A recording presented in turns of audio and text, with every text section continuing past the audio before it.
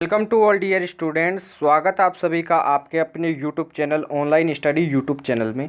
Online study YouTube channel की तरफ से आपके एसएससी एमटीएस की काफ़ी बेहतरीन तैयारी कराई जाती है।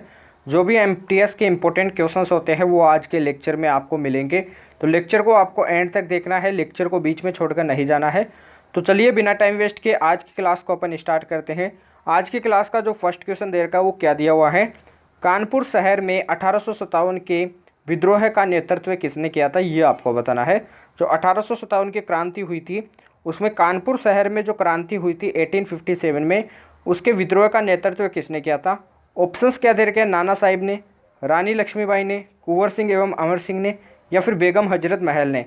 तो सबसे पहले अपन बात करते हैं कानपुर शहर से नेतृत्व करने वाले कौन थे। तो कानपुर शहर से किन्होंने नेतृत्व किया था, नाना साहिब ने क्या किया था, नेतृत्व किया था। राइट आंसर आपका ए ऑप्शन। अब अपन बात करते हैं रानी लक्ष्मीबाई ने कहाँ से नेतृत्व किया था। तो झांसी से 1857 के विद्रोह का नेतृत्व किसने किया था, ये आपको बताना है। फटाफट नोट करना है, झांसी से 1857 की क्रांति के विद्रोह का नेतृत्व करने वाले कौन थे, रानी लक्ष्मीबाई। फटाफट नोट कीजिए। बिहार से 1857 के विद्रोह का नेतृत्व करने वाले कौन थे, वो थे आपके कुंवर सिंह एवं अमर सिंह। फटाफट आपको नोट करना है।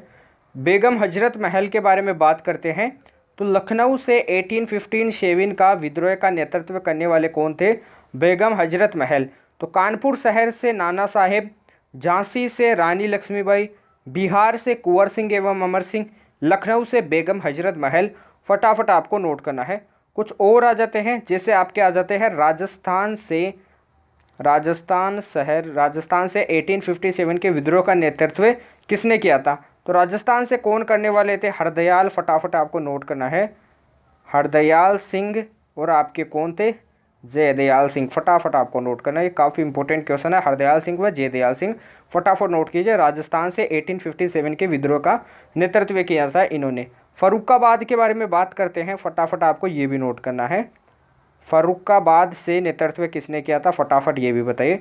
तो फर्रुखाबाद से 1857 के विद्रोह का नेतृत्व करने वाले कौन थे, हुसैन थे। फटाफट आपको नोट करना है, कौन थे, हुसैन। इसे भी आपको नोट करना है।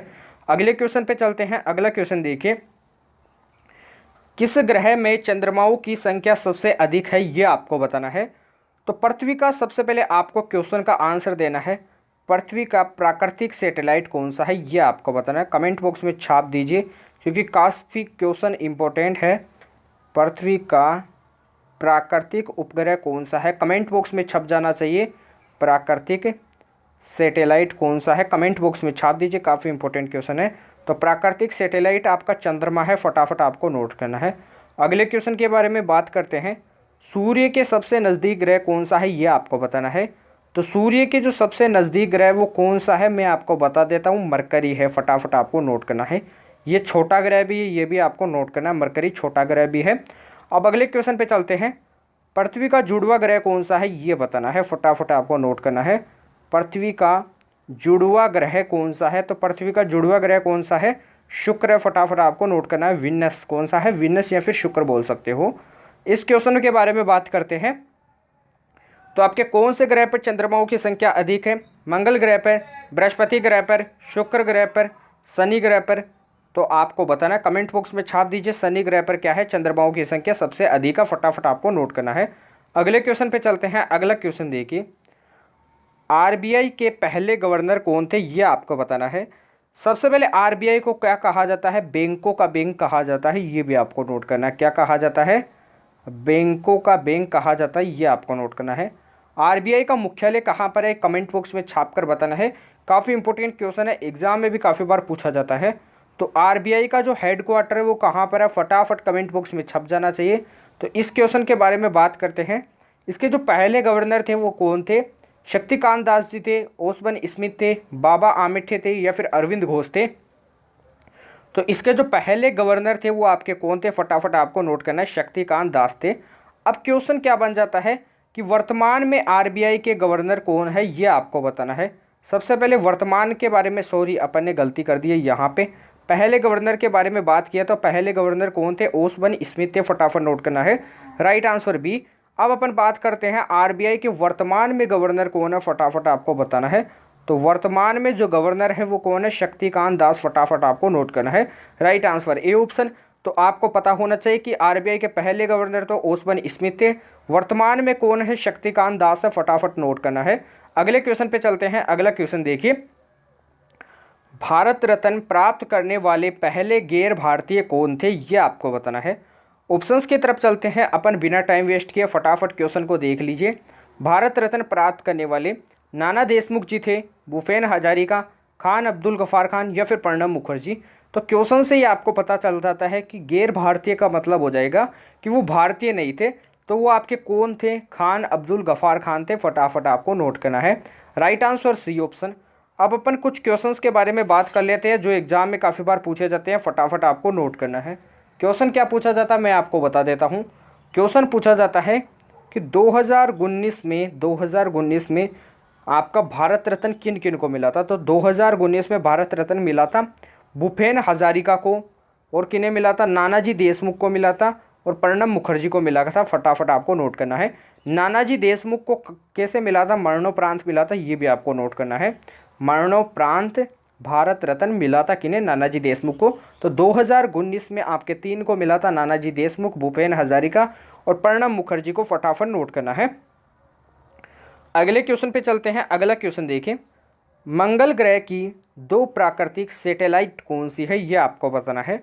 तो फटाफट कमेंट बॉक्स में छाप दीजिए। आंसर आपको दिया हुआ है। इंपॉर्टेंट क्वेश्चन था इसीलिए इसका भी आंसर आपको यहाँ पे टाइप किया हुआ दिखाई दे रहा है। मंगल ग्रह की 2 प्राकृतिक सैटेलाइट कौन सी है? फोबोस और कौन सी है? डीमोस है। इसे आपको इंपॉर्टेंट लगा लेना है। एग्जाम में भी काफ़ी बार पूछी जाती है। थोड़ा सा अपन पीछे और बात कर लेते हैं। 1954 में भारत रत्न किन किन को मिला था? तो किन किन को मिला था? सीवी रमन जी को मिला था, सी राज गोपालाचारी को मिला था। फटाफट नोट कीजिए। 3 व्यक्तियों को मिला था। सी राज गोपालाचारी जी को मिला था, और किन्हें मिला था? सर्वपल्ली राधाकृष्णन जी को मिला था। फटाफट आपको ये भी नोट करना है।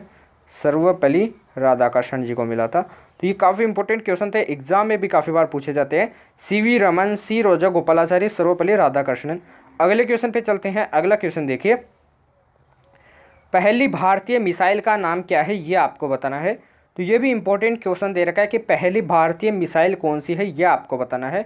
तो क्वेश्चन के बारे में अपन बात करते हैं। काफ़ी इंपॉर्टेंट क्वेश्चन दे रखा है, ये एग्जाम में भी काफ़ी बार पूछा जाता है। ऑप्शंस दे रखे हैं अग्नि, जल, आकाश या फिर पृथ्वी। तो बात करते हैं कि जो आपकी पहली भारतीय जो मिसाइल थी वो कौन सी थी? पृथ्वी थी। फटाफट आपको नोट करना है। Right answer D option. अगले क्वेश्चन पे यहाँ से भी कुछ क्वेश्चंस बन जाते हैं। कैसे बनते हैं कि पृथ्वी, इसे डीआरडीओ द्वारा डेवलप किया गया था। इसे आपको नोट करना है। किसके द्वारा?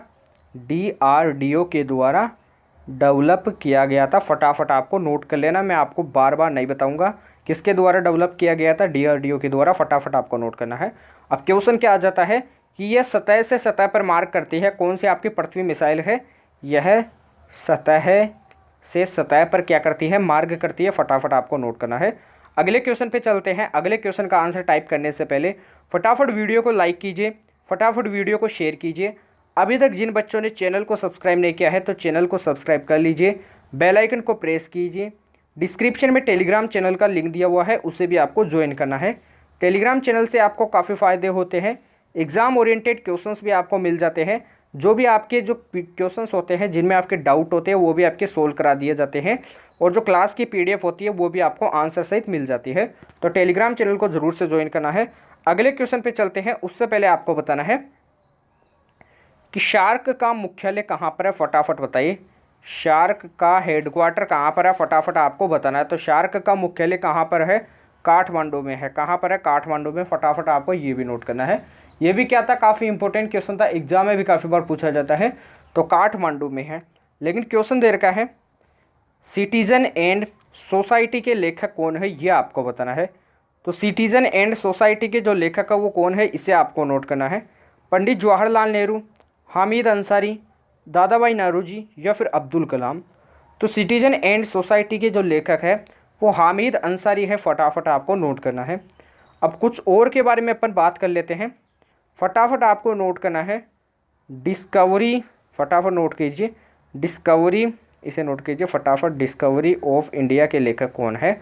कमेंट बॉक्स में छाप दीजिए कि डिस्कवरी ऑफ इंडिया के लेखक कौन है। तो इसका जो राइट आंसर है वो कौन है, पंडित जवाहरलाल नेहरू। अब अगले क्वेश्चन पे चलते हैं। तो अगला क्वेश्चन क्या आ जाता है, पुअर्टी, या आपकी थोड़ी क्या हो जाती है, बड़ी हो जाती है, फिर भी नोट करना है। Poverty and un British rule in India के लेखक कौन है, ये आपको बताना है। मैं फिर से बोल देता हूँ, आपको लिख लेना है। Poverty and un British rule in India के लेखक कौन है, वो है दादा भाई नौरोजी। फटाफट आपको नोट करना है। अगला नीचे दे रखा है, एंजाइटेड माइंस के लेखक कौन है, ये आपको बताना है। तो इसके जो लेखक है वो कौन है, एपीजे अब्दुल कलाम। फटाफट आपको नोट करना है। एगाइटेड माइंस के जो लेखक है वो कौन है, अब्दुल कलाम है। फटाफट आपको नोट करना है। अगले क्वेश्चन पे चलते हैं। अगला क्वेश्चन देखिए, भारत का राष्ट्रीय युद्ध स्मारक कहाँ स्थित है, ये आपको बताना है। तो इससे पहले अपन कुछ क्वेश्चंस के बारे में और बात कर लेते हैं। जैसे आपको बताना है कि सबसे पहले अपन बात करते हैं कि बांग्लादेश का जो राष्ट्रीय खेल है वो क्या है, ये आपको बताना है। तो कमेंट बॉक्स में छाप दीजिए, ये भी काफ़ी महत्वपूर्ण क्वेश्चन है। बांग्लादेश का राष्ट्रीय खेल क्या है, ये आपको बताना है। तो बांग्लादेश का राष्ट्रीय खेल क्या है, कबड्डी है। फटाफट नोट करना है, क्या है, कबड्डी। अब बात करते हैं, नॉर्वे की जो राजधानी है वो क्या है, ये आपको बताना है। तो नॉर्वे की जो राजधानी है, फटाफट कमेंट बॉक्स में छाप दीजिए। इसकी राजधानी क्या है, ओस्लो है। फटाफट आपको नोट करना है। पोलैंड की जो राजधानी है वो क्या है, ये भी आपको बताना है। तो पोलैंड की राजधानी क्या है, वार्सो है। फटाफट आपको ये भी नोट करना है। ये भी काफ़ी महत्वपूर्ण क्वेश्चन है। अगले क्वेश्चन पे चलते हैं। उससे पहले आपको बताना है कि भारत का सबसे पहला बैंक कौन सा है, भारत का पहला बैंक कौन सा है, ये आपको बताना है। तो भारत का जो पहला बैंक है वो आपका कौन सा है, बैंक ऑफ हिंदुस्तान है। 1770 का, 1777 का। फटाफट आपको नोट करना है। अगले क्वेश्चन पे चलते हैं। अगला क्वेश्चन देखिए फटाफट, ये भी आपको नोट करना है। तो भारत का राष्ट्रीय युद्ध स्मारक कहाँ पर स्थित है, नई दिल्ली में स्थित है। फटाफट आपको नोट करना है। अगले क्वेश्चन पे चलते हैं। अगला क्वेश्चन देखें, भारत का सबसे पहला बैंक कौन सा है। तो मैंने अभी आपको बताया है, बैंक ऑफ हिंदुस्तान। फटाफट आपको नोट करना है, बैंक ऑफ हिंदुस्तान। अभी अपन ने पीछे बात की थी। अगले क्वेश्चन पे चलते हैं। आरबीआई के पहले भारतीय गवर्नर कौन थे। तो आरबीआई के पहले भारतीय गवर्नर कौन थे, सीडी देशमुख थे। फटाफट आपको नोट करना है, कौन थे, सीडी देशमुख थे। फटाफट नोट कर लीजिए, ये भी काफ़ी इंपॉर्टेंट क्वेश्चन है, सीडी देशमुख जी थे। अगले क्वेश्चन पे चलते हैं। अगला क्वेश्चन देखिए, राष्ट्रीय सुरक्षा दिवस कब मनाते हैं, ये आपको बताना है। तो राष्ट्रीय सुरक्षा दिवस कब मनाते हैं, 4 मार्च को बनाते हैं। कब मनाते हैं, 4 मार्च को। फटाफट आपको नोट करना है। भारतीय सेना दिवस कब मनाते हैं, आपके 15 जनवरी को बनाते हैं। भारतीय नौसेना दिवस कब मनाते हैं, 4 दिसंबर को बनाते हैं। भारतीय एयरफोर्स डे कब मनाते हैं, 8 अक्टूबर को बनाते हैं। फटाफट आपको नोट करना है। तो 4 क्वेश्चंस के बारे में बात की है। भारतीय सेना दिवस 15 जनवरी, भारतीय नौसेना दिवस 4 दिसंबर, भारतीय एयरफोर्स दिवस, इसको आपको नोट करना है 8 अक्टूबर। तो ये भी काफ़ी महत्वपूर्ण क्वेश्चन थे। अगले क्वेश्चन पे चलते हैं। अगला क्वेश्चन देखिए, लैंड ऑफ गोल्डन वूल किस देश को कहा जाता है, ये आपका HW क्वेश्चन हो जाता है। तो इस क्वेश्चन का आंसर आपको कमेंट बॉक्स में छाप कर बताना है। आज की क्लास में अपन ने इतने क्वेश्चंस के बारे में बात की है, क्योंकि आज की क्लास में अपन ने सिर्फ ऐसे MTS के क्वेश्चंस के बारे में बात किया जो आपकी एग्जाम में अक्सर रिपीट होते रहते हैं। तो आपको क्या करना है, वीडियो को फटाफट लाइक करना है, वीडियो को शेयर करना है। अभी तक जिन बच्चों ने चैनल को सब्सक्राइब नहीं किया है तो चैनल को सब्सक्राइब कर लीजिए, क्योंकि आज की क्लास में अपन ने ऐसे इंपॉर्टेंट कॉन्सेप्टिक क्वेश्चंस के बारे में बात की है जो आपकी एग्जाम में अक्सर पूछे जाते हैं। जो चैनल को आपको सब्सक्राइब करना है, कमेंट करके बताना है कि आपको वीडियो कैसे लगी है, कैसे क्वेश्चंस आपको ज़्यादा चाहिए ये भी आपको बताना है, कैसी आपको क्लास चाहिए ये भी आपको बताना है। टेलीग्राम चैनल का डिस्क्रिप्शन में लिंक दिया हुआ है, उसे भी आपको ज्वाइन करना है। टेलीग्राम चैनल से भी आपको काफ़ी फ़ायदे होते हैं। क्वेश्चंस के PDF आपको मिल जाते हैं, जहां से आपका रिवीजन काफ़ी आसानी से हो जाता है। तो इसलिए टेलीग्राम चैनल को भी आपको ज्वाइन करना है। तो अपन कल मिलते हैं ऐसे बेहतरीन सेशन के साथ। तब तक के लिए जय हिंद, जय भारत, धन्यवाद।